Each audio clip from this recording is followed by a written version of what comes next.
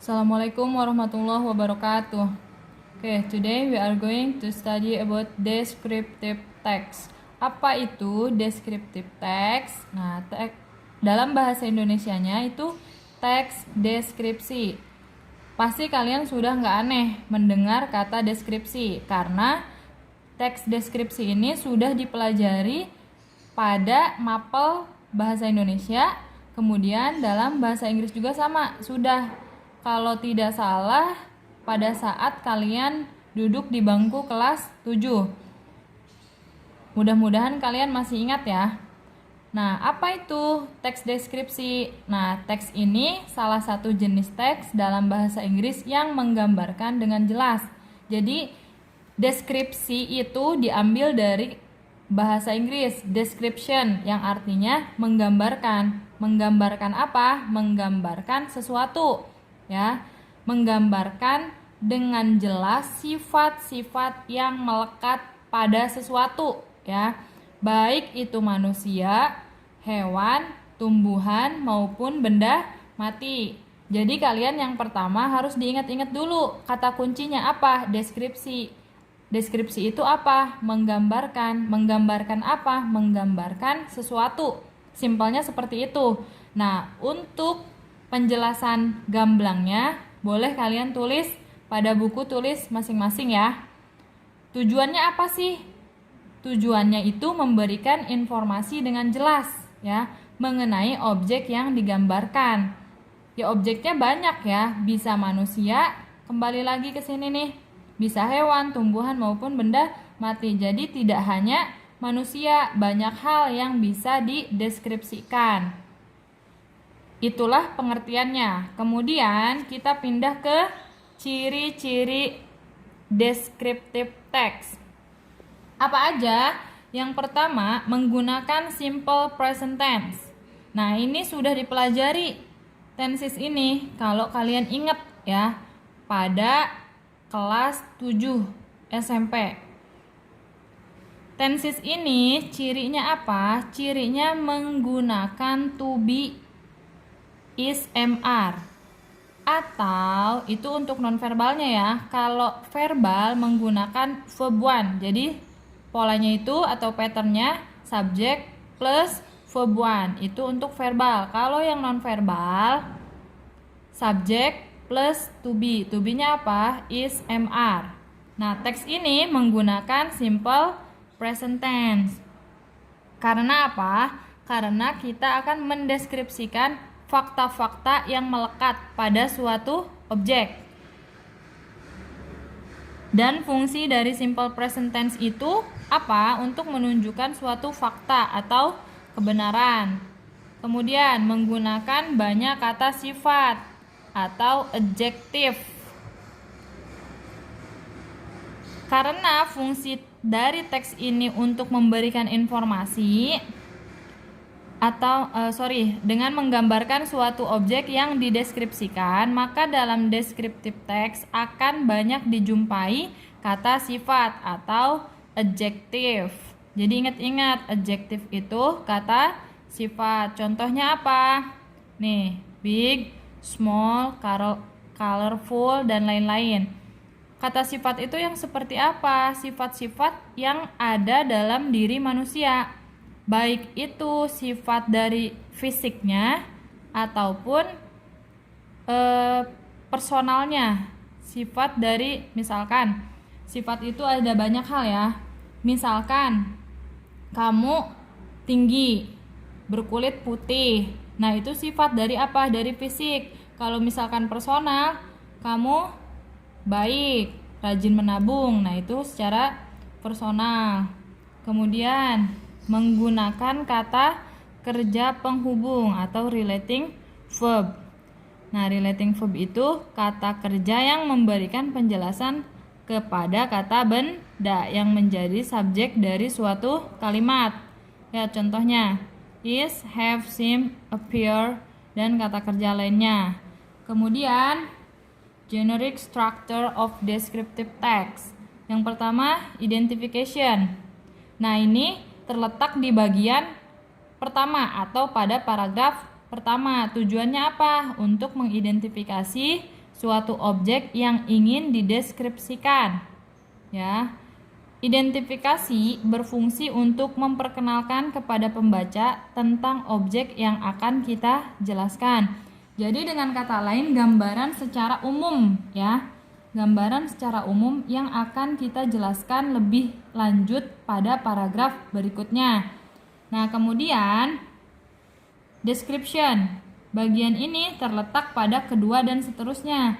Jadi, bagian pertama itu berisi ini, identification. Yang kedua, nih description, penjelasan. Jadi secara gamblangnya ada di sini. Ini itu terletak pada paragraf kedua dan seterusnya. Jadi minimal banget untuk descriptive text ini kalian harus menulis 2 paragraf. Paragraf pertama berisi identification. Paragraf yang kedua itu menggambarkan secara jelas apa yang akan kalian gambarkan. Ya, itu itu penjelasan dari descriptive text, ada pengertiannya, ciri-cirinya, dan generic structure. Untuk lebih jelasnya kita lihat contoh berikut. Nih, lihat judulnya Jembergensi. Jember itu nama daerah ya. Jember is a regency in East Java. It is located in between Bondowoso and Banyuwangi. Banyuwangi is regency that is located at the easternmost end of Java Island before Bali Strait, so that Jember is near enough from Bali Island. Jember is beautiful place. In Jember, there are a lot of interesting places to visit, such as Papuma Beach, Watu Ulo Beach, Watu Ondo, Pensor Beach, Rembangan, and so on. Jember also has a famous carnival named Jember Fashion Carnival. It is an international annual fashion carnival which usually held in August. Besides some beautiful places and a famous carnival, Jember also has a unique culture. People usually call it as Pendalungan. Pendalungan is an acculturation culture between Javanese and Maduranese. Jember has a total area of 3.293.35 km. Because of that, it creates a different culture between North Jember and South Jember. In North Jember, there are a lot of Maduranese people and they usually speak Maduranese.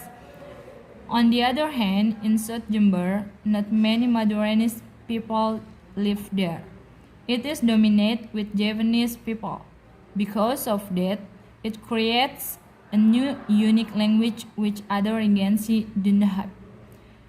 The example is word cek, which means fairy. Oke, lihat nih penjelasannya ya. Tadi judulnya itu Jembergensi atau Kabupaten Jember. Nah, itu merupakan salah satu contoh descriptive text atau teks deskripsi karena memberikan informasi mengenai objek yang dideskripsikan, yaitu Kabupaten Jember. Selain itu, teks tersebut juga mempunyai struktur dan ciri-ciri yang sesuai dengan struktur dan ciri-ciri yang dimiliki oleh descriptive text. Ciri-cirinya apa saja? Nah, yang sudah dijelaskan tadi ya. Yang pertama, menggunakan simple present tense. Pada contoh teks di atas, semua kalimat menggunakan simple present tense. Contohnya apa? Nih, ada apa? Is, ya. Di sini ada to be is. Kemudian ini has, ya.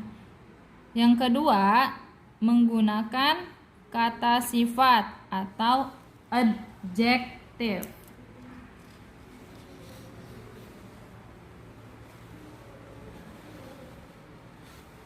Lihat, adjektifnya apa aja? Ada near, beautiful, interesting, and unique. Near itu dekat ya.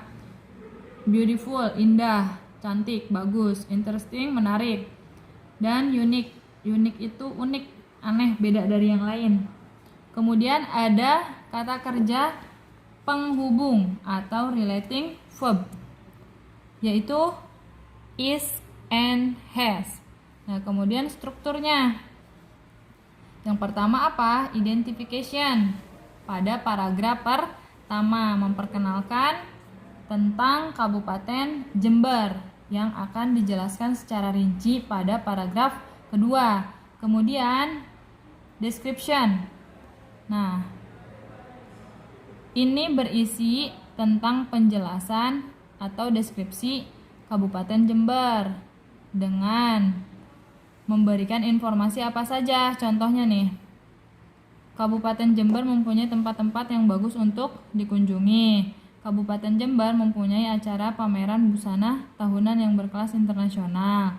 Yang ketiga, Kabupaten Jember mempunyai akulturasi budaya yang disebut pendalungan. Nah, think enough. Thank you. Wassalamualaikum warahmatullahi wabarakatuh.